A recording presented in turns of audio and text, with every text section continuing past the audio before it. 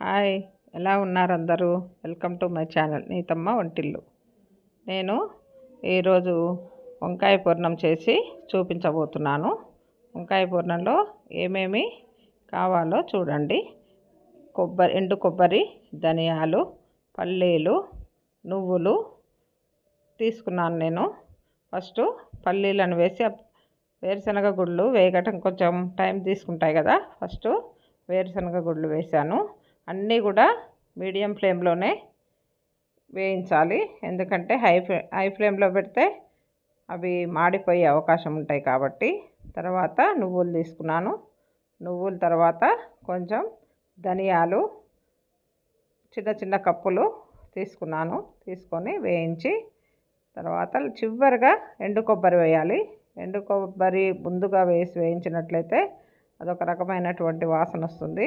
అందుకోసమని ఎండు కొబ్బరిని చివరిగా తీసుకోవాలి. తర్వాత 2 పెద్ద ఉల్లిగడ్డల్ని తీసుకున్నాను. ఉల్లిపాయల్ని, తెల్ల ఉల్లిపాయలు ఉంటాయి కదా, ఆ ఉల్లిగడ్డల్ని తీసుకొని ముక్కలుగా కట్ చేశాను. కట్ చేసి ఆ ఉల్లిపాయ ముక్కల్ని పెద్ద పెద్దగానే, ఎందుకంటే మనం మిక్సీ పట్టుకుంటాం కదా, అందుకోసమని ఉల్లిపాయలను తీసుకొని మిక్సీ జార్లో వేసుకొని దాన్ని ఫస్ట్ ఈ నువ్వులు, ధనియాలు, కొబ్బరి, పల్లీలు ఇవన్నీ పొడి చేసాం కదా, దాంట్లోనే కాస్తిగా చింతపండు, తర్వాత ఉల్లిపాయలు వేసి మొత్తం మిక్సీ పట్టాలి. దాంట్లోనే ఉప్పు, కారం కూడా వేసుకోవాలి. తగినంత కారం, ఉప్పు సరిపోకపోతే మళ్ళీ చూసి వేసుకోవచ్చు.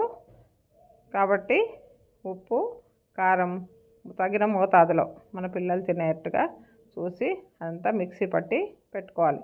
దాంట్లో పులుపు కోసం కొంచెం చింతపండును కూడా వేయాలి. వంకాయ పూర్ణంకి ఎండు కారమే బాగుంటుంది.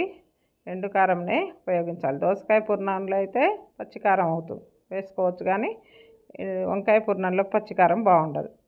అందుకోసం దాన్ని ముచ్చికల దగ్గర కొంచెము కట్ చేసి దానికి 4 ఘాట్లు పెట్టి పుచ్చులు లేకుండా చూసుకొని నీళ్ళల్లో ఉప్పు వేసుకొని ఆ ఉప్పు నీళ్ళల్లో ఈ వంకాయలను వేయాలి. లేకపోతే కన్నర్ వస్తాయి వంకాయలు. అందుకోసమని అవన్నీ కూడా అన్ని నీళ్ళల్లో వేయాలి. ఉప్పు నీళ్ళల్లో వేసి అది ఒక్కొక్కటిగా చూడండి, ఎట్లా ఉప్పు నీళ్ళల్లో వేసి మునిగిందాక నీళ్ళు పోసాం కదా, లేకపోతే కన్నర్ వస్తాయి. ఒక్కొక్క కాయని తీసుకొని ఆ నీళ్ళని పిండేసి దాంట్లో మనం చేసుకున్న పూర్ణం ఉంది కదా, ఆ పూర్ణాన్ని ఒక్కొక్క కాయలు విరగకుండా చూసుకుంటూ చిన్నగా నెమ్మదిగా కాయలలో పూర్ణాన్ని పెట్టుకోవాలి. మొత్తం దాంట్లో ఎంతవరకు పడుతుందో చూసి అంతవరకు పెట్టాలి. ముచ్చిక ఉన్న వైపు 4 చీలికలు చేయకుండా దానికి వెనక భాగంలో చేయాలి. ఎందుకంటే ముచ్చిక ఉన్న వైపు చేస్తే అవి విరిగిపోతాయి అన్నమాట. అందుకని వెనక నుంచి నేను చేసా కదా, అట్లా చేసుకోవాలి. చేసుకుని దాంట్లో పూర్ణాన్ని సమంగా పెట్టుకోవాలి. మొత్తం వంకాయలు ఎన్ని ఉన్నాయో అన్ని వంకాయలకి పూర్ణం మంచిగా నిండుగా పెట్టాలి. ఎందుకంటే లోపల ముక్కలకు కూడా బాగా పడతాయి. ఉడికిన తర్వాత చాలా రుచిగా ఉంటుంది. వంకాయ ఎంతో ఇష్టపడతారు కదా అందరూ. వంకాయతో ఎన్నో రకాలైనటువంటి వంటల్ని చేయొచ్చు మనం.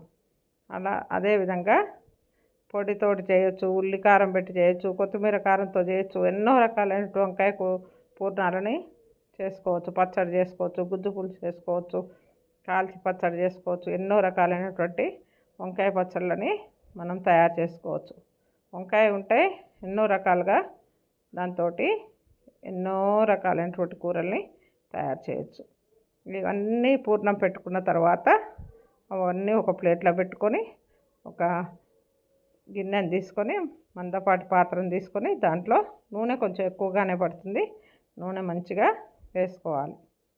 2-3 గరిటెలు నూనె వేసుకోవాలి. నూనె వేసుకొని దాంట్లో ఈ వంకాయలన్నీ కూడా చక్కగా విరగకుండా ఒకదాని తర్వాత ఒకటి అన్నీ సమంగా వచ్చేటట్టుగా వేసుకోవాలి. ఒకదాని మీద ఒకటి వేసుకోవద్దు. ఇట్లా పరిచినట్టుగా వేసుకొని మంటని మీడియం ఫ్లేమ్లోనే ఉంచాలి. ఉంచినట్లయితే అన్నీ సమంగా వేగుతాయి చక్కగా.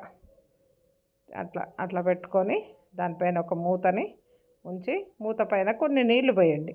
అడుగంటకుండా ఉంటుంది. నీటి ఆవిరితోటి వంకాయలు చక్కగా లోపల మొత్తం ఉడుకుతాయి. చూసారా ఎట్లా ఉడికినాయో? ఉడికినాయి కదా. ఇప్పుడు ఏం చేయాలంటే మనం మిక్సీ జార్లో కొంచెం పూర్ణం మిగులుతుంది కదా, దాంట్లో కొన్ని నీళ్లు పోసి ఆ నీళ్ళు తిప్పి దాన్ని చక్కగా కలిపి ఆ నీళ్ళతోటి పోస్తే గ్రేవీ లాగా వస్తుంది వంకాయకి. అవన్నీ పోసి వంకాయ పైన చక్కగా మళ్ళీ కలిపి ఆ ముక్కలన్నీ విడిపోకుండా వంకాయలు చిదమకుండా చక్కగా చిన్నగా జాగ్రత్తగా పక్కకు అనుకుంటూ దాన్ని కలిపి మళ్ళీ మూత పెట్టాలి. మూత పెట్టినట్లయితే ఎంతో చక్కగా నూనె పైకి తేలింది చూడండి. అట్లా నూనె పైకి తేలేంత వరకు కూడా ఉడికించాలి. నూనె పైకి తేలినాయి అంటే బాగా మగ్గినాయని అర్థం.